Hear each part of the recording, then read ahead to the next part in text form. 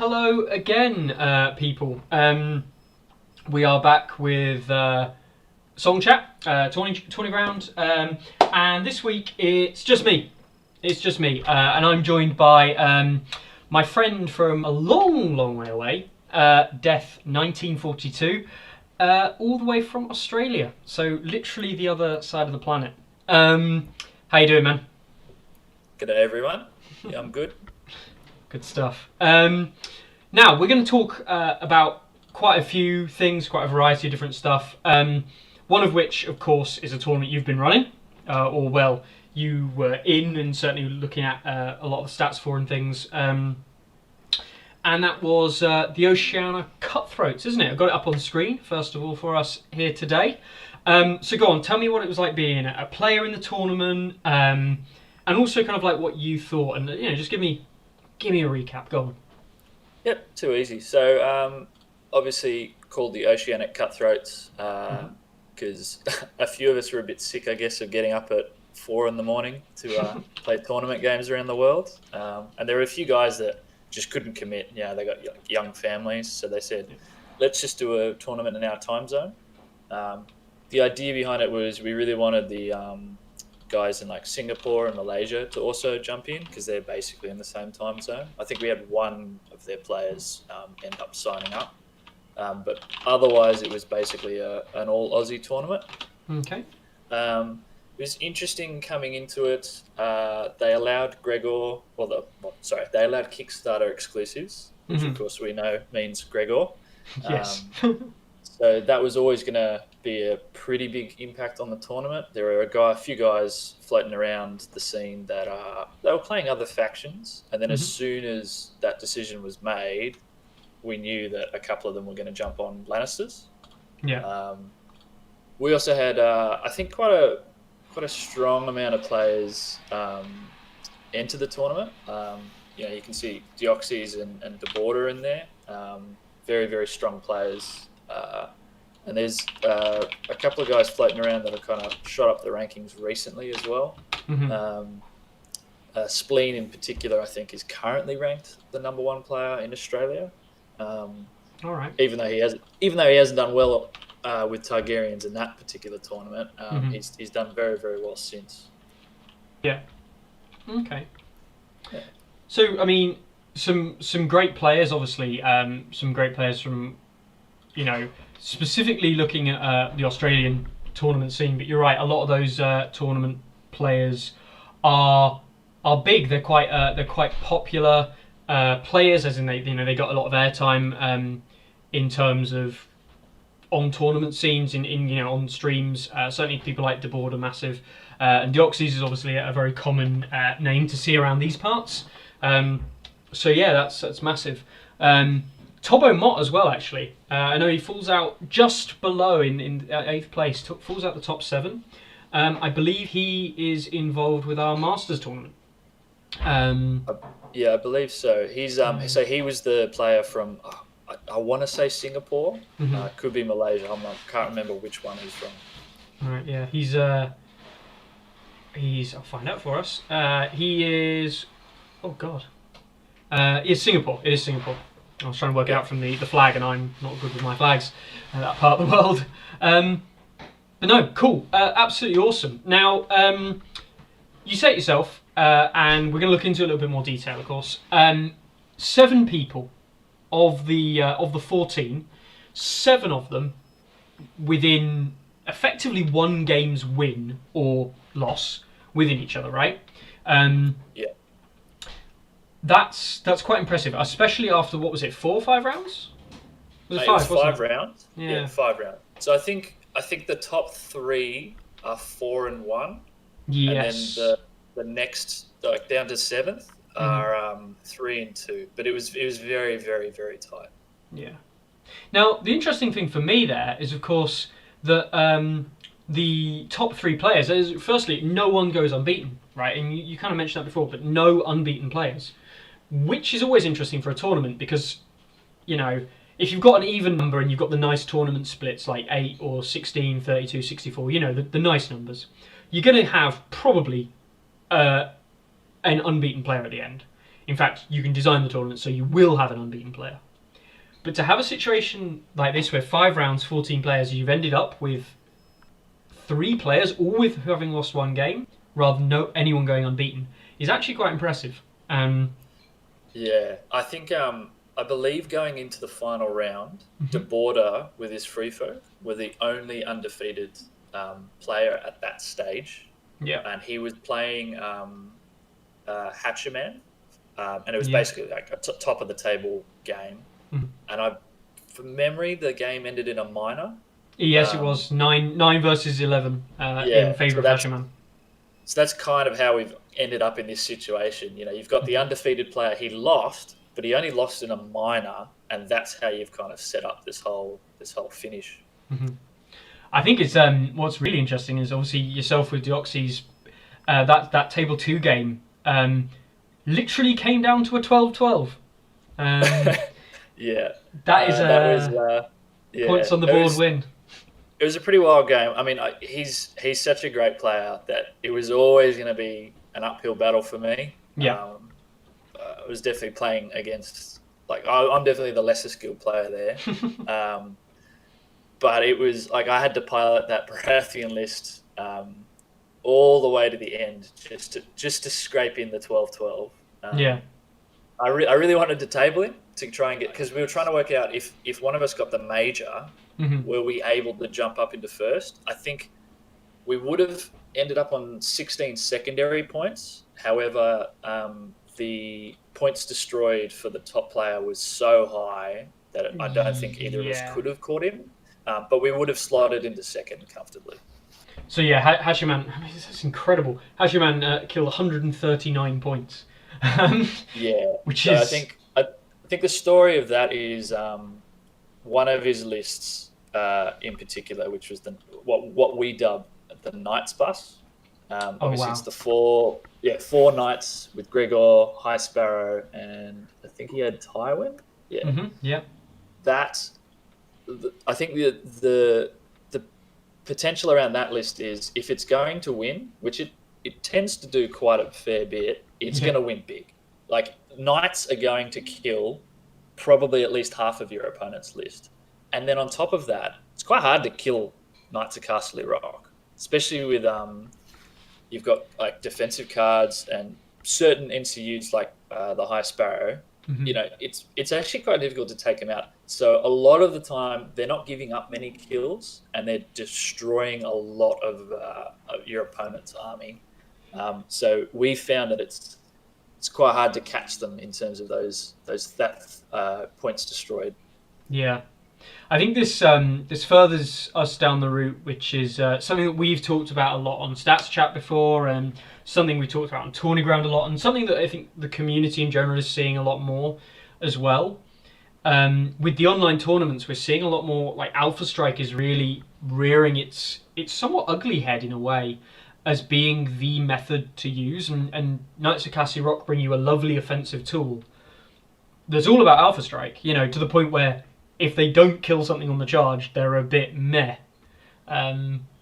But they've got the defensive prowess to be a threat while also not dying. It's the same, if you will, for Berserkers, right, from Starks, because they don't matter if they lose a rank. They literally don't care. They're harder to kill, in fact, and they're going to hurt you back just as hard. I think also it's potentially the start of I guess redundancy starting to creep into our scene a bit. So I've played 40k and fantasy for a few years, and you'll see a lot in their tournament lists. If you need something on the table to do a job, you're probably taking 3 of it. And the reason is, if your opponent kills 1 of it, well, you've still got 2 to do the job. And I think that's where that Knights list is quite scary, because I usually run 1 Knights of Castle Rock in my Lannister lists. And I find that dealing with 1 isn't too bad. You can potentially deal with 2 a turn, shutting it down with Walder or a few cards. 4 is a completely different story. 2 of those knights are always going to be doing whatever the hell they want to your list, and there's pretty much nothing you can do about it. Yeah, I completely agree. It is scary. It is really scary.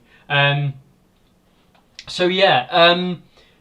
All right, so that's the High Sparrow. Then you see that the Tyrion side of things, which I think that's a fairly standard Tyrion list, isn't it? Really now, and I know people go for variants of it, but it's always a unit of crossbowmen now. I think there was a chat on one of the Facebook groups about Lannister lists, and someone's asking about like how to make a good Tyrion list, and yeah, crossbowmen are with Preston as well are becoming a staple in that list with one unit of Castle Rock, Gregor if he's allowed, and then your choice of poor fellows and guardsmen or halberdiers, really, isn't it? That fill in those last slots. Yeah, I think the poor fellow's bunker is starting to become quite popular for all of the Lannister on-field commanders. I think people have realised that if you play them right, that unit's probably not dying ever. So you can, and with Tyrion especially, his on-field presence with that 5+ cancel is so huge. You want that for the entire game. Yeah, definitely. Especially mixing with Varys in there as well for the NCUs, really giving you even like Lannister shutdown, man. It's scary. We'll have a look at DeBorder's list then, because I know DeBorder he's a free folk player. He's what I would call one of us. He runs Mance. Not a commander that I personally enjoy. I do know people get a lot of mileage out of Mance, but he's not one of my favourites. But he runs Trappers, which is always good. He runs Unit 2 in his Mance list, and he's got 1 in his Harmer list. His Harmer list is awfully similar to mine, actually, but he drops some of the Trappers to run a Giant instead, which is fair enough. Yeah, I think... I've been speaking to him for a little while. He spent probably 2 months, I want to say, trying to get Mance to work. Like on-field command on Mance to work. And to his credit, I think that list is probably as good as it gets for now. And because he spent so long trying to get it to work, he actually pilots it very, very well. I must admit, I can't remember which list he played in the final round. I think it might have been that Mance list. It was his Mance list, yeah. Yeah, and like because I watched that game, the whole of that game, and he piloted it, I think, as close as he could, to perfection. I think it's just Tyrion kind of came out on top because it dragged out long enough that he could cycle those cards and just get on top. So I don't think it's a bad list by any means. But you are right. I do feel that Mance falls a little bit behind the other kind of 2 big free folk commanders. Yeah. It's an interesting one. Talk about Tyrion there. Tyrion's obviously a very popular commander, and he does offer that control. And you mentioned the long games. He almost becomes a master of it. And yeah, going into those long games, I don't think it. In all seriousness, I don't think it would have mattered what list of order ran. But if the game went to round 6, then the chances are then a Tyrion list is gonna win, because Tyrions want that round 6 game. Yeah, and I think it's actually interesting to consider what his first list was, in that he's now got the perfect, or maybe not the perfect, but one of the strongest Alpha Strike lists. And then he's got one of the strongest late game lists. So he can kind of look at the matchup and go, am I able to blow this opponent off the table early? All right, well, I'm going to go with my Knights. And if I don't think I can do that, well, then I've got the probably the best late game commander in the whole game. Yeah, definitely. Okay then, so that's some comments on the list there at the top. Now, obviously, your list, and I do want to get this out. You were very close. Let's just have a quick look at the Hall of Champions. Little stop by this. We've seen Lannister winners. We've seen a singular Night's Watch winner from I believe Ohio, America. I believe it was. Yep, Palmer Heights, Ohio. We've seen Stark winners and we've seen Free Folk winners. We have yet to see a Baratheon player win a tournament. You were close. You were in the top 3. You were in with a shot. You were up there. That's the important thing. You were there. Let's have a look at what list you ran. You ran a Dirty Roost list, and oh my god, you ran Courtney But more importantly, I mean, Courtney's great. You ran Rose Knights, not Rose Knights, Champions of the Stag. Champions of the Stag, I cannot stand. And we'll get onto those in a minute. But your Roos list, first of all, is this a Okay. is this Yeah. a typical anti-Stark dog list? You with the Roos Axel? Yeah. Look, Yeah. you've read me like a book there. So going into the tournament, obviously, I don't know what everyone else is running. I Yeah. know the borders in there, and I knew that it was going to be a fairly competitive tournament. So I straight away went, I need something to deal with Stark. Sorry, I'm normally a Lannister player, admittedly. Mm-hmm. I just didn't want to run them in this particular tournament. So I had to have an anti-Stark list in there. Mm-hmm. So obviously I had the classic Mel, Roos, Axel Yeah. combo. the 8-point I, commander. Yeah. yeah, I'll admit that the second list, the Courtney list, that's actually one of my favorite lists in the game to run. Okay. So I actually never ran the Roos list Oh because I wow. never faced Starks. Yeah. The Courtney list then. The Courtney, you've run Champions of the Stag. All right, I want a serious chat about Champions of the Stag. You seem to have taken them to a good competitive level. You said you hadn't used the other list. I have been struggling to see Champions of the Stag put in any real work. That doesn't mean they just die, but they often leave a sour taste in my mouth afterwards, and I think, you know what, they haven't done that well. What's your opinion on them?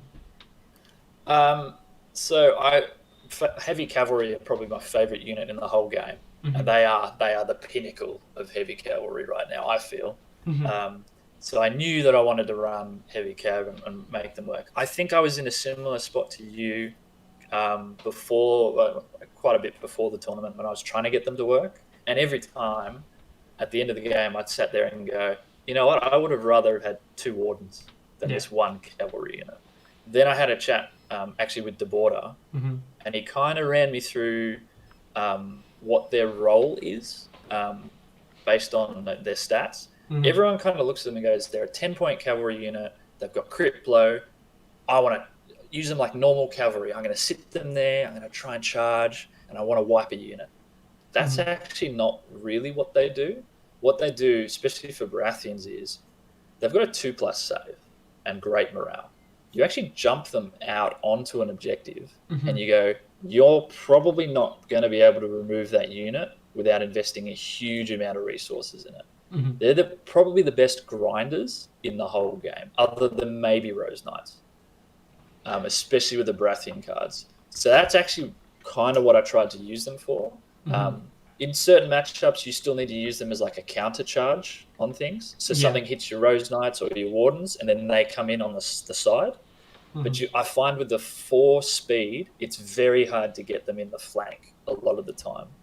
So you actually want to use them as like a mobile bunker, just to sit onto an objective and go, you're not going to grab that objective from me. Yeah. I have to admit, I think my experience is soured. We've got some chat in the chat going on. So Ilya saying sustained combat cavalry. Yeah, for holding objectives, completely see that, completely agree. Blood Raven saying hello there.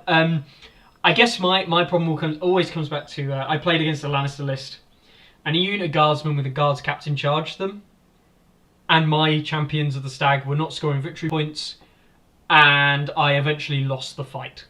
I actually lost to a unit of guardsmen because I could never attack more than once per turn, and as a result he always auto passes panic, and I was failing my -2 Lannister supremacy tests every time. I was so sad. Yeah, I mean the one game that I lost, which was actually to the player that came first. No, right, okay. That one was rough because kind of nothing was really going my way that game in terms of like Dutch goals. That was the one game that they really let me down. They charged into something, basically didn't do any real damage to it at all. And then he was able to shut them down very quickly, gang up on them, and just wipe them off the board. Yeah. But like, I think it is important that you might look at the stats and go, oh wow, like 8 dice with crit blow, that's so good. Hmm. Then in reality, if your opponent is smart, which so in the Deoxys game, the final game, Hmm. they charged a unit of veterans of the watch, Right. um, and I'm sure you can already tell where this is going. But Yeah. neither of us died for the whole game. That was like I think round 2 we ended up colliding. Neither of us died for the whole game. I must have swung maybe 7 times into them using cards, Yeah. and just he was just able to block so many of the swings, so many of the hits, Hmm. and he was also able to heal up with Craster, right? Yeah. So if you get the right matchup against them, um, and you get on the objective early, you're probably countering what they can do. But as I said, if they get onto the objective first, it's kind of the opposite problem, right? Then they're not really going to be dying. It's it's an odd scenario, and I think to some extent it's why I don't like them personally. Is they feel like a grind unit, like you've been saying, but for cheaper options, you can usually get better grind units, or at least equivalent grind units, and the damage output that they do in return isn't enough against other grind units to warrant taking the champs. Something like a unit of Rose Knights can grind infinitely better because it's just auto wounds all the time. Um, Whereas the champions go, oh, look, I hit you with my crit blow, and yeah, I've done like 10 hits, but then you still get your 3+ armor save. I've not got sundering. I'm not going to do that many wounds through. But yeah, it's certainly where I've struggled with them. But anyway, yeah, so champions, Double Rose Knights. Double Rose Knights is becoming a classic of Renly side lists, I think. And the double wardens as well for the extra combat units. Yeah, like I guess on the list, Hmm. I'm not married to Courtney as a commander. Okay. Literally, that list is the only way that I could fit champs with enough kind of support elements in there to do something. Yeah. As you can see, I take no attachments, and I'm using the 2 3-point NCUs and an Mhm. NCU commander just to get the list to enough activations to be competitive. Mhm. So I always struggle with Baratheon at the moment. I think they're through no fault of their own. I think they're missing a decent 6 to 8 point hard hitting unit, Mhm. kind of on both sides at the moment. So every time I'm building a list, when I've got 6 or 7 points left over, it's like, well, I'm probably just taking either another Wardens or a Rose Knights, depending on which side I'm on. Yeah. Whereas, when I look at Lannisters, 7 points, hell yeah, let's go more crossbows or try and push it to 8 and get another knight unit in. Like there's all, I feel like other options exist for other factions at the moment, and Baratheons are struggling a bit with Sentinels and Stag Knights not being the best. That's exactly what I was going to mention. I'm just compiling the data now for Baratheons, but Stag Knights and Sentinels at 6 and 8 respectively, they're just not putting in the work that they need to. Especially when we've got Wardens who, for a defensive unit, are fine at 5. They're a respectable defensive unit at 5. You've then got, on the flip end, the Rose Knights, specifically for Renly side, the Rose Knights at 7 are, again, a respectable unit. They're considered good, very strong. But then on the other hand, you don't have the 6 and the 8s, as you say. And that's actually where Stannis suffers a lot at the moment, where he relies a lot on Bolton Bastard Girls at 7 more than he relies on the R'hllor Faithful. And I think when Lightbringers come out at 6, strangely enough, we're going to see R'hllor Faithful come back into fashion a little bit more, and I think you're going to see Stannis work a little bit better. Yeah, I wonder if as you similar. can see on my Roos list, Yeah. I've had to slot in the Dervishes in there because Dervishes are a great unit anyway, but I felt like that was my only option to fit something in that points range that actually has some teeth. Which is crazy because you've got your own 7-point unit that the Red Priestess was designed for, and you've actively chosen not to take it. Yeah. It's a little bit sad. But I do think we've seen the solution in the Lightbringers coming. So I think that's a positive there. All right then. So we talked about Oceanic Cutthroats. Quick mention. Obviously, it was Lannisters did dominate the stats there again, but we know Mountain that Rides tournament, and as we know here at Stats, Mountain that Rides goes into a tournament. That means Mountain that Ride wins the tournament, and Lannisters do well. It's not a surprise to us. But on that note, you did also take part. We talked about it a lot last week. The pass tournament, right? The pass rule test. The first round of that's just gone by. Where are you? There you go. So you lost your first game. We won't talk about... Played free folk. Oh, fair enough. We won't talk too much about the actual game itself, per se, or the results, because we've still got a couple of weeks for the results to mature a little bit. What was your feeling on the actual gameplay with those pass tokens? Did you feel like it actually impacted the way you played? Yeah, so obviously not going into details, but I was free folk, I was running Lannister, and I specifically decided to run Tywin in this matchup, just to see how it would go. Because in the past, if I ran Tywin, I think I was 7 activations, into free folk 10 activations. That is like, I'm not even in the game, right? I'm getting tabled pretty quickly in that one. Yeah. It actually managed to keep me in the game long enough, and I felt that it actually made the game much more strategic. There was definitely so I guess the biggest impact that passing has is early on when you're setting up the initial engagement, right? And I think the biggest impact for me was normally a 10 activation free folk list is having its way with the last probably 4 activations, 4 like, depending on who goes first, right? So it's going, I'm just going to move up units that don't really matter on the flanks, and I know that there's going to be engagement, let's say, in the center. So I'm going to leave my 3 or 4 center units to the very last activations, and so I get to do my free charges. Okay. So with the passing, I was able to kind of force very difficult decisions. I believe there was it might have been turn 2. I had left swords open. I had my 1 NCU left. He'd used all of his. I had swords open. My crossbows had not activated and were just outside of long range and a shift to hit things. And then I still might have had 1 unit left next to them. So effectively what I'm telling him is, hey, if you want to come at me, you're copping a crossbow hit. Yeah. And so suddenly he actually had to think a little bit harder about his positioning and which units he was going to activate. Now, spoiler, he won. So I don't personally. So there was a bit of an argument amongst, especially with the free folk players and the Stark players. They were saying, "Oh, this pass rule is going to have a huge impact, and we're going to be taken out of contention because that's our advantage, right?" Yeah. And I think, obviously, ignore that Deoxys result because he's played the second game, but our top 3 were Stark, free folk, Stark at the end of round 1.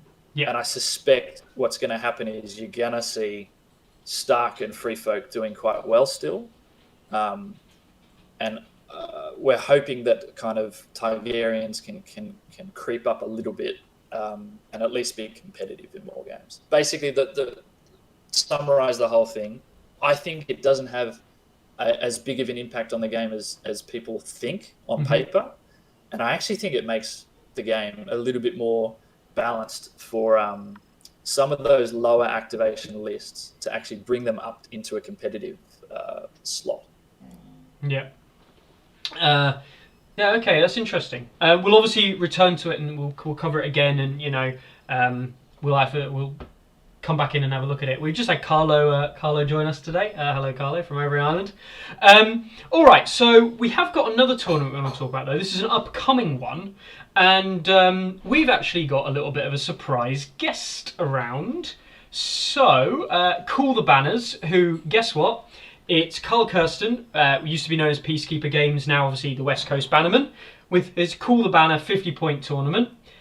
Carl, are you there? Oh, hello. Thank you for having me. There we go. There's good old Carl. How you doing, Carl? I'm doing great. It is Labor Day, so I'm having a big brunch with my little ones and taking a little break here to talk to you. So what's happening? Yeah, well, we're talking about your 50-point tournament that you are running, and we've obviously got Death here as well to get his opinion, the Australian view on this. Um, Cool. just a shout out, first of all, this is our Stats first time doing a quite literally global talk. Yes, sure, we're all English speaking, all ex-British colonies, yes, haha. But we've got Australia, we've got America, we've got the UK. We've covered ridiculous number of time zones. So, Carl, tell us about your 50-point tournament then. What was your thoughts behind running it, and kind of like where you're planning to go with it? Okay. So over here in Sacramento, California, we've had a Northern California League before the virus hit, and it's a 50-point league, and the overwhelming response was that it's even more enjoyable than 40. People really, really enjoyed it. It does take for in-person games, 15 to 20 minutes longer or whatever, but a little bit of adjustments of where tokens go for a 6x4 battlefield. But we all really, really enjoyed it. So seeing all these tournaments pop up on A Song of Ice and Fire Stats, I wanted to bring that enjoyment to the TTS world. So I haven't seen one yet, and so here it is. Yeah, no, we've not seen a 50-point tournament. And 50 points, if anyone is wondering, let's go to the Stats Builder. 50 points is a... it's not the recommended for tournaments from CMON is all 40, but they do specifically say and set out rules for 50-point tournaments. So it is something that they can definitely... that they are looking at and saying, yeah, 50 points, that's legit, that's fine. So CMON are completely behind 50 points. It's just no one seems to do them, or at least not internationally. So yeah, brilliant stuff. I have got a tournament document here because it's more than just this event, right? Yeah. So the 50 points, it is rushed. People have been asking questions and helping me get things I've forgotten in the description. Thank you guys for that. Because I'm more of a setup planner kind of guy. I want to have big prize support. I usually do that. Everything that I run, I usually have lots of prizes for everyone, not just the winners. I really like to have a fun time and have it all planned out. But this was rushed to squeak in before Masters, just to get people's feet wet with 50 points. Because I think a lot of people just haven't even tried it or given it its due time of thinking about a different strategy with a bigger table, with a little bit more points you can spend. Sure, you may have gotten a game in, but really competed with it is different, right? So I wanted to squeak it in 3 weeks, 3 rounds. It's a real quick 50-pointer before I can plan the big one, which I think I'm gonna call Master of the Game. Okay. It's gonna be that's the doc I sent you. It's gonna be basically a 3 or 4, who knows. It's a series of events with the army points changing each time. Yep. And you'll be unable to run the same commander twice, right? So you're really gonna have to master your game of your faction in order to win, and that is in the future. So we've seen 30 points, we've seen 40 points. Let's bring 50 points now. In about, I want to say November, we'll hold the big enchilada. Okay, cool. Awesome. I think it's going to be really good. I really like the idea, and I think it is about time we saw some different points. We've seen some 30 points. We've seen some. I think the Australians just like to YOLO around with 35-point lists. I've heard they've done that before. So seeing some bigger games, seeing some 50-point tournaments, I think is going to be good. Now, obviously, the time limit wise, it's going to be a bit longer, but as you say, it's not going to be much longer. And the beauty, not to my experience with my league and all the players over here that we ran quite a bit of 50-pointers, and you can always set a time limit if you want, but for us, it didn't take more than 20 minutes longer than a regular game, so it didn't really bother us. Cool. Death, what was your opinion on this one? Yeah, it's interesting. As you say, down here we have experimented with some different points formats. I'm curious to see how 50 points changes certain factions. I'm sure that actually opens up some of the more expensive units to be taken and actually fielded with proper support. And yeah, I'm actually pretty curious to see whether you might see more Targaryen cavalry lists, because I think 50 points actually opens up. Like, cavalry can kind of cover the table at 50 points quite well. I'm just thinking in the top of my head. Oh, I can't quite run. I'd probably run 6. Yeah, I think I'd get away with it. 6 Dothraki Outriders with Outrider Co's. Yeah. 40, that's 42 points. And then 8 points of NCEs. That's legit, right? Yeah. And then I'll take Khal Drogo in one list, because that'll be absolutely hilarious, having a unit of Outriders that get to charge on the swords. That's one interesting thing I think that we'll see. Hopefully we'll get some signups soon. Signups are open, everyone. Yes. People were actually like private messaging me when I had like the teaser title up before I had it open. I had lots of people like wanting to sign up, and I don't know if they know that it's open. So signups are open. Starts Monday. We had to squeak it in before Masters, so signed up, get in the tournament. But I think what we're going to see is a lot of more variety than you think. Like, you joke about the spam, but like a lot of people say like 40 points is better because there's tough decisions and what to bring. But go make your 50-point list, and you'll see that you still have to make tough decisions. And what it does is it allows you to really hone in on your synergies better. Right? So some of those commanders that aren't doing well could be just because they can't bring enough of what works with them, right? So we'll see what happens. I mean, as a free folk player, I'm thinking about it, and I'm thinking like what I could do with those extra 10 points. And to be honest, like, the interesting thing here is that I don't know if I would consider going for another 6 point of Raiders and a Trapper unit. There's 10 points, there you go, done. I don't think I would do that.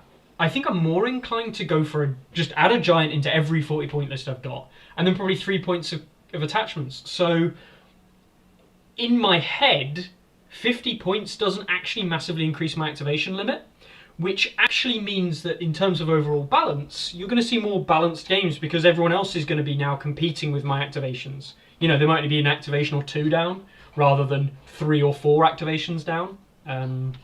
So I think that's going to be interesting as well.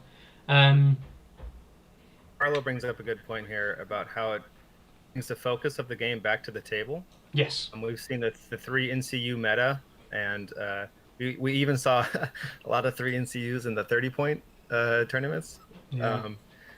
But in my experience with 50-point games, it is very much so the point of what Carlo makes is that your tactic cards and your NCU zones are definitely what's the word, softened, right? They're not as high impact. And what you can do, what it allows also, I was thinking about this last night, is how to put it into words basically, is that when you make a mistake in a smaller point game, it can be absolutely crushing. With 50 points, you now have 45 more points. You say you've lost a unit, 5-point unit from a mistake, you now have a bunch of points that you can come back with, right? It has a little bit more cushion to it. So. No, yeah, that's a good idea. I'm a bit curious about the game modes actually for the 50 points. I don't know if you've done any testing, but did you find that certain game modes don't really work at 50 points? Okay, so game modes. So Storm of Swords, that one's obvious. Clash of Kings, that is where you would find your 5-hour game right there. Yeah. We're not gonna do that one. Fire and Blood. I am actually with Lord Commander Bob on this one, as far as it needs a very, very small tweak to prevent 50 points of an army hiding in a corner. So I'd rather not see that. And then Winter is Coming is the secret mission mode that just no one likes. Yeah. And We Guard the Way is the other attacker defender. I like We Guard the Way, by the way. It's just one of those attacker defender ones that kind of just makes stuff weird. So those are the reasons why I excluded all of those. Yeah. I like all the other game modes. So as far as testing goes, they've all worked so far in our area. This was before beta modes, obviously. So yeah, those are the reasons why those are excluded. Just pretty simple. I mean, it makes a lot of sense. Storm of Swords was obviously taken out of effectively Simon basically said, right, with what they said we're going to take it out of tournament rotation. They didn't say it exactly like that, but they advised that it wasn't. I think I can't remember if it was through a post or if it was like a forum, or even if it was just something that someone said on like a thing that basically they said Tournament of Swords. Nah, don't really use it for tournaments. It doesn't really work very well. Yeah, I think it's in the tournament doc. Yeah, is in the tournament doc, right?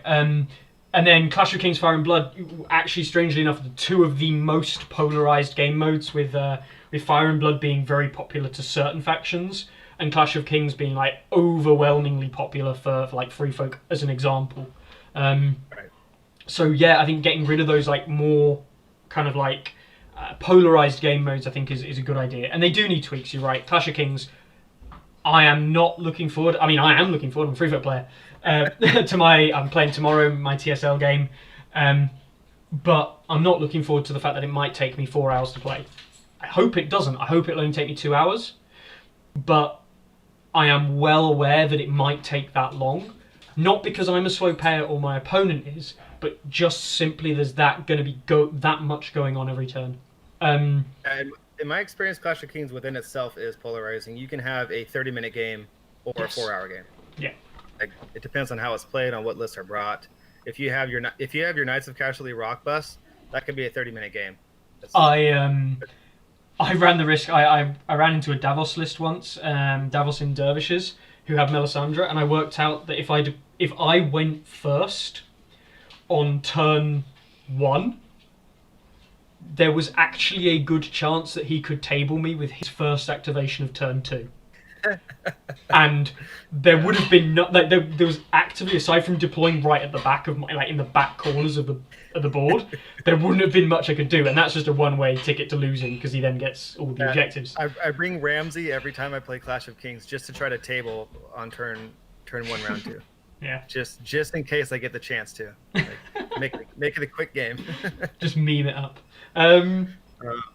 All right. So we'll finish off with terrain, I guess. Yes. This is something that we talked about. Sorry to interrupt. It's all right. We've had this discussion a few times, and I want to try it out. So I'm terrible at describing things in words, so it might sound confusing. But basically, when you roll for terrain instead, you're going to just skip to roll for tableside or first player. Mm-hmm. Whoever ends up being the person that takes tableside, they decide the order of who places down terrain. They can respond after someone, like, okay, I'll place first, and then they place. And then, okay, opponent places second. They can see what they place and then choose who places third, right? Yeah. So that's how I try to describe it. So they really get to set up the battlefield, and then they choose table side and then continue on, right? So Okay. it gives that little push of being able to choose table side is actually a good thing, I guess. So Yeah. actually, my understanding of what you've said there is, if we roll for table sides or the choice of first player. Let's pretend me and Death are playing, and I win the table side. I get the choice of choose what side, and I choose. I don't know. I'm going to choose first player. I'm going to be like, haha! I get the choice of first player. That's infinitely better. And then Death gets to go, right, well, I'm going to choose this side, and I'm going to make you deploy a piece of terrain, and then I will, and you will, and I will, and I will again. And he can really kind of almost rig the table to be balanced in his favour, knowing that then I can choose to go first or second, and I can choose whichever is more beneficial, of course. Yeah, I think it's interesting. Death, what do you think about that and your choice of 3 pieces of terrain because you beat me? Or I won, whatever. Well, clearly the dice roll was rigged. But, I'm interested. I can't remember if in the rules there is a limit, but is there a limit on the number of like a certain piece of terrain? Because I'm looking at this and I'm going, man, I'd really like, as a Lannister player, I'd really like to see 3 corpse piles on the table. That's a good point. What's interesting is if your opponent places one for you, you can then respond by choosing something else, right? So we've had the terrain talk so many different, like I think X-Wing does it. I never played. Mm-hmm. You have to pick as part of your list, and then you don't get to respond in that way if your terrain is part of your list. And in this way, the terrain and battlefield develops as it goes, so you can see what your opponent does and immediately respond. which is like, you really got to know what you want, like, or not care, I guess. But it does add another layer. The basic, I guess, idea of doing it this way is just to give the person who picks tableside a guaranteed positive effect. If you have a symmetrical board, picking tableside is complete garbage, right? Like, Yeah, it not is. only do you lose out on who goes first, but now you have to deploy first also. So just to remind everyone that there is a downside of picking tableside first, and that is just showing who you're going to deploy first, right? Can be big. I think every time I've ended up in a situation where it's ended up being symmetrical, and look, obviously, both players are partly to blame for that, but it's also a case of you playing for losing the roll off, right? You're sitting there and going, well, if I don't get to pick sides, let's just make this as even as possible. And then, yeah, as you said, the player that gets to pick sides is kind of like, well, this is a bit of a redundant choice, isn't it? Yeah. I like your tweak there. I think it would be nice to give that player that picks sides maybe a little bit more in maybe the base game to try and give them something, I guess. So like a bit of a feel good moment when they get to actually do something. Yeah, I will say, like, it might be a hair too much because it's a big board, so they get to pick 3 pieces, and their opponent picks 2. First, when I wrote this, it was 2 and 2, and they just decide the order. But then I was like, oh crap, it's a 6x4. That's right. So we need 5. We need 5 pieces. I was like, let's give it to the guy who picks tableside. Might as well. Yeah. No, I'm looking forward to that. I think it's going to be interesting. I think there's again, like what we say about the pastoral tournament, what we say about a lot of tournaments, when you're experimenting with lots of different things at one time, it's hard to get a good statistical look at how it affects everything. But I do think that it is a step forward in trying to, I'm not saying it's going to solve the problems, if there are problems at all to solve, but it certainly is a different way of doing it. And I think that if it works out to be fun, who are we to complain, right? If it works out to be more fun, then that's not a problem. That's the end goal. Yeah. And for anyone listening, I'll be hanging out in the NRG Discord for this tournament. I don't have my own Discord, so that's where I'll be. We will. I will give you a link you can stick on this thing so people can join the Discord and sign up. Thanks. That's all right. All right then, guys. Carl, if you have to get back to your family, that's absolutely fine. I sure do. Thanks so much for having me. It's absolutely fine, Carl. Right. So with that note, we are going to mention the obvious red herring that we've not mentioned today. Death, we're going to talk about the TSL. You're not in the TSL. Good old TSL. Yeah, look, apparently my team missed out by like 2 sign-ups or something. Yeah. Honestly, we were pretty gutted. But there is still an Australian team, so naturally I'm completely biased towards them. Of course, the best way. All right, so you don't want to see my table results. That's pretty boring. The TSL so far. I think this is the most interesting thing I've seen in any tournament so far. Currently, now we are only 2 rounds through. We're just starting the 3rd round. We are now looking at obviously incomplete stats, so we can't say a huge amount about what we see. But the first thing that's quite obvious, there are 4 Lannister players who are currently 6 tournament points, 8 secondary points, and all have 50 plus UDs. Yes, they're all different teams. One of them is my, to be honest, quite rubbish teammate, Van Van. I heard he's rubbish. It's all right. I'm allowed to say that he's on my team. Yeah, 4 Lannister players, and interestingly, there are then 3 Baratheon players just behind, and then another Lannister who's also 6 and 8, and only 1 Stark player who's up there on 6 and 8 as well. Can I take a wild guess here and say that Mountain That Rides has been allowed? Mountain That Rides has been allowed. How many of these in the top 8 right now, top 9 if you count every player who's gone 6 and 8, so that's 2 crushing wins. How many of the Lannisters have Gregor in their lists? I reckon all but 1. You are spot on correct. So let's have a quick look to show this. Rossi, Gregor with the mountain bus. This is a slightly different version of the Knights of Castle Rock bus that you were talking about. It has Cersei instead of Varys or another 4-point NCU Tywin. I think on that that's actually quite an interesting thing, because that 4-point NCU slot is almost the only flexible slot on that list. So really, it's matchup dependent. Yeah. I see some people run Tywin, I see some people run Varys, and I see some people run Cersei. I like the idea of Tywin to just shut a unit down and say, like, you're not doing anything now. This turn, you're just going to be rubbish. Because it allows you even more flow. But then he runs a Ramsay list as his second. But again, the important thing we're looking at here is Gregor Clegane.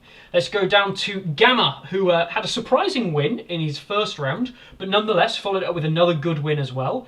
Gregor Clegane. You can see where this is going, can't you? Bloodraven, who's in the chat today. Oh, look, is that a list without Gregor? Is that a list without Gregor Clegane? Incredible. Is this a list without Gregor Clegane? Also incredible. Bloodraven, you're an amazing man. Well done. Van, Gregor. And we go down to Felix, Gregor Commander, and then Gregor Mountain that rides.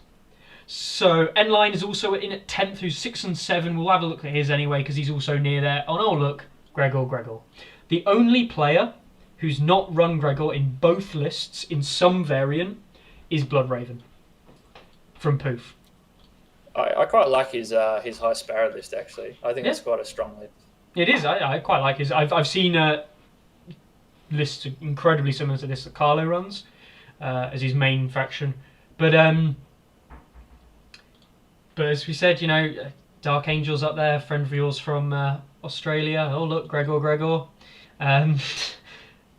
It's and everyone else is no. There are no other Lannister players. There's only one Lannister player who doesn't have Gregor in both lists, who's on 2 wins. Do you think that says a lot about the Mountain that rides, and also a little bit about Bloodraven? Clearly, good player. So I'm a Lannister player first and foremost. I think it's a struggle for Lannisters to hit the activations that you need to be competitive. Yeah. Without him, he opens up a lot of extra lists that you just wouldn't see play, because he's a 4-point activation. We actually had a discussion in the Australian meta maybe last month about it, where this is right around when tournaments were starting to allow him in, and we were kind of debating, do we allow him, do we not allow him? Yeah. And I think our kind of end result of that was we kind of sat there and said, well, look, his biggest bonus really is the 4-point activation for a faction that can't really get access to anything cheaper, right? And even if you almost blanked the card, I think a lot of Lannister players would still run a 4-point cavalry solo, right? Even just to sit on objectives and that. So say what you will about his balance and whether he needs to change in terms of when he does get released, but I think it opens up some interesting Lannister lists. I think it is a bit annoying that some people can get smashed by him when the dice don't go their way. If he rolls up and he rolls 4 6s in a row, that's not going to be fun for anyone. When you just lose 2/3 of a unit like that. Yeah, exactly. And especially if you fail that panic afterwards. But in saying that, I would be happy to run him without even half of his stats. Like that activation is just so huge. Yeah, I think that's you've hit a very good point, and we saw the Watch Marshal get spoiled by Michael Chanel, didn't we? On the main group, he finally revealed the Watch Marshal, the Watch Marshal. And there's obviously been some debate about his effectiveness and things, but it's like you said, if he's a 3-point or a 4-point solo. Now, if in Night's Watch they've got conscripts, so he actually fights for a spot if he's 4 points. But if he's a 3-point solo, he's almost going to be a guaranteed 3-point pickup in nearly every Night's Watch list. And well, it's interesting, because I think we're potentially entering the era of solo cavalry Yep. in this game. I think Baratheons are getting theirs, Night's Watch are getting theirs. Yep. I believe the Lannister one potentially might be a solo. It's not confirmed. I don't think it is. The Lannister and Stark ones I don't think are. Because Stark got the... If that's the case, then that makes my mind rest at ease a little bit more. But potentially, if you're giving access to a faction, you're saying, here is a unit that can sit on an objective, that is an activation, and it's only going to cost you 3 or 4 points. I don't see why you're not taking that almost every game. Yeah. And this comes back to the problem we've spoke about a lot on stats. That it doesn't mean, activations are not going to win you the game, right? This is something we'll always point out. Activations will never win a game for you. You still have to be a better player than your opponent on the day. But if you've got more activations in your list than your opponent, the chances are you're a better list builder and a better player because of that, because having more activations does make better lists. So we end up with a very sad state of affairs, unfortunately, where having more activations, generally speaking, is better. And as you say, that's going to lead to more wins. Not always true. Not always true. And there are lots of anecdotal evidence to suggest and support that. But a lot of our statistics, a lot of what we generate is obviously analysing this list. And at the moment, for pretty much every faction, the more activations you have, the better. I think on that, I play a lot of sport personally, and I know that in the realm of competitive sports, an athlete is chasing that 5% extra on top of their opponent. That's what they're chasing. So on any given day, they're coming up against an opponent. They know their opponent's skilled. They're trying to get that extra 1 to 5% over. That's what that extra activation does. Usually, is it puts enough pressure on your opponent to go, hey, you're the one that's going to make the mistake now, and then I'm going to capitalize on it. And that's where I think activations are quite powerful. On any given day, if you're equally matched with your opponent skill-wise, that extra activation is going to be so pivotal, I think, to the outcome of the game, that it very much swings it enough that competitively you'll see that's the way to go. Mm-hmm. On that note as well, though, which I think is very interesting, is Starks actually struggling a lot in the TSL. There are only 4 unbeaten Stark players. Now, one of them piloted by Ariakas, won the NRG event. A very good player we know internationally. Terra Puerta from Poof. Poof have had a storming season so far. They haven't lost a game between them, so that's expected to see him there. Mahoney's Law, one of the better players, if not, I think he's the highest ranked player from the UK, playing his Starks. And Mr. Fox from France. It seems to me like big names from some of the bigger countries that we have represented in the tournament are doing well. But a lot of the other Stark players, if you're not really like top of your region or top maybe player of that faction in the world, then you probably aren't going to be doing very well, at least not getting that double win. Now, you could sit here and argue that that's a backlash from the meta. People are coming in thinking they're going to have to counter Starks. But still, it says a lot, I think. I think, people are fed up with seeing Starks played and seeing those Stark activations, and people are willing to take things to counter it. And like we said, Gregor, that Mountain Rise Gregor is one of those things that counters Wolves. We had an interesting chat just before the tournament kicked off, actually, and we were discussing, what 4 factions you take, but also specifically, what 4 factions do you give to each player?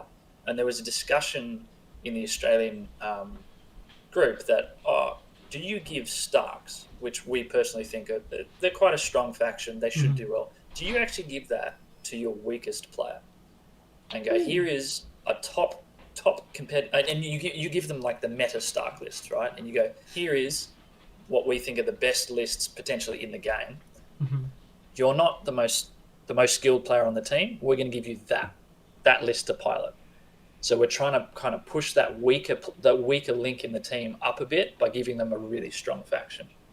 Now, obviously, you could argue there are other factions that could slot into that, but that was the way that we were seeing it. And I'm wondering if, for the lower Stark players in the tournament right now, is that potentially what other teams have done? And it's maybe just the player coming through, the weaker player on the team, or maybe they're coming up against a really good player and they're just failing at the last kind of post, I guess. Yeah.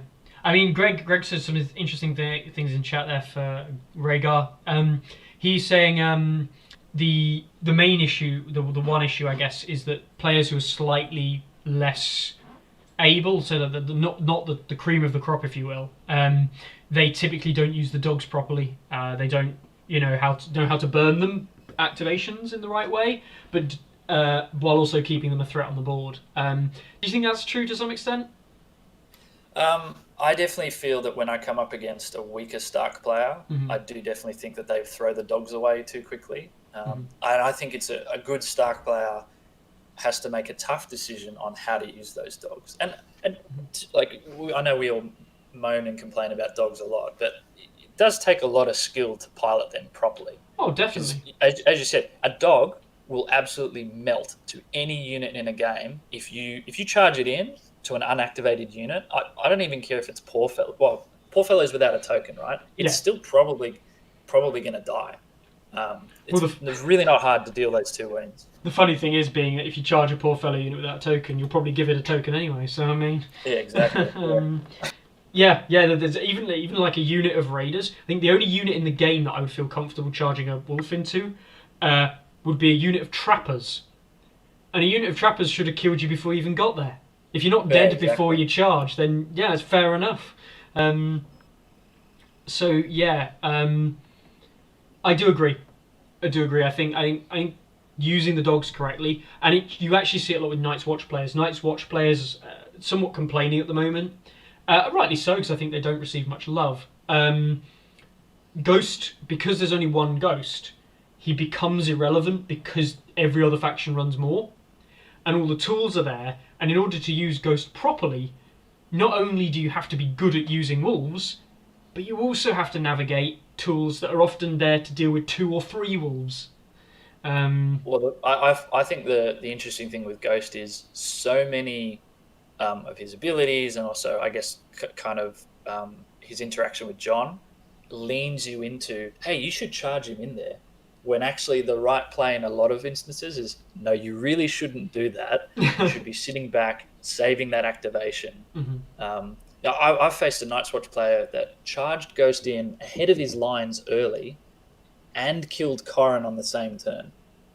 And very quickly, he's down 2 activations because I smashed Ghost back, right? Yeah. And it's like, you just wiped 2 of your own activations off in the space of 1 turn. And for what gain, really?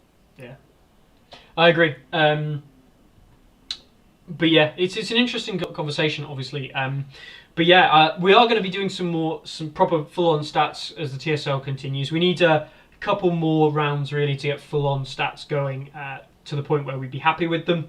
But yes, I think it's going to be interesting to see this unveil a little bit more. Now, I did want to give a little bit of a shout out because we do. Gruselug did do a stats breakdown for us just based on the teams that remain. But there are of the 22. There are 22 players, who are unbeaten. 7 Free Folk and 7 Lannister. 4 Stark, 3 Baratheon, and 1 Night's Watch, who is very own Stats Carlo, running his triple Senior Builder list. It must have rigged it then. Yeah, I mean, yeah, definitely. No other Night's Watch player, including some of these professed, Night's Watch aficionados who know how to play Night's Watch and maybe won some big tournaments with Night's Watch. None of them are currently going to a nil. Some of them are yet to pick up their first win. There are no Targs, which you'd expect, I think. Yeah, that's not a surprise. And there are no neutrals, which again I think is not a surprise. Very interesting. We will see how it pans out, obviously, and we will be bringing you all of the information and the data as it comes through. All right then, we've just gone over an hour, Def. Is there anything you want to finish us up with? You know, anything that you're wanted to say while you're live on air to our millions of viewers out there around the world? Well, I know Deoxys is probably listening in because he never ever sleeps. But I would like to shout out really the whole Australian scene. So I'm a part of the Western Warriors or the Westerosi Warriors. Really, those guys got me into the game in a big way. Especially, definitely a huge shout out to De Border, Lockie Carter. So he really actually showed me the ropes of the game, and I think, to his credit and the Australian scene, it's made it for a much better, much more competitive group because of people like him kind of pushing us on. So definitely big shout out to those guys and all the people in that kind of part of the world that run tournaments. It's really nice to actually play a tournament game at 7 p.m. on a weeknight instead of having to get up at 4 a.m. to play some Polish player halfway across the world. Yeah, I can imagine. Yeah.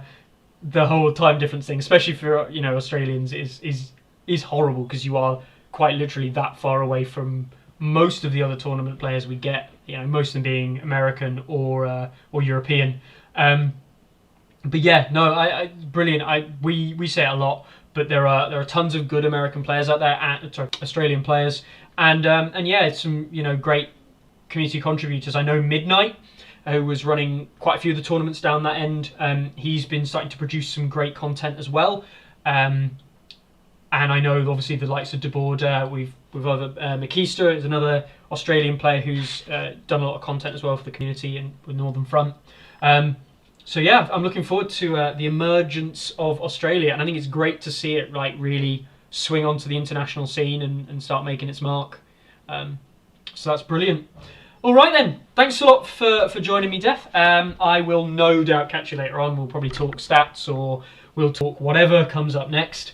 But yeah, thanks a lot for coming on. And you can go back to bed now because it's 5:10 in the morning for you?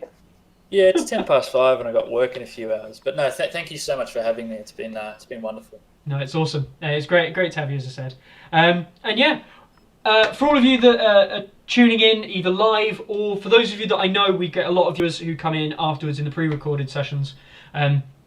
Thanks a lot. Keep tuning in, keep watching the videos. Obviously, we'll still be producing content even though Carlo is not here. And I can tell you one thing, and it's that the content's going to be better because there's no Carlo to hold us back. All right, guys. So I will catch you in the next one, and we'll do lots more memeing. Until then, keep submitting games, drop us a subscribe, share with your friends, all of that malarkey.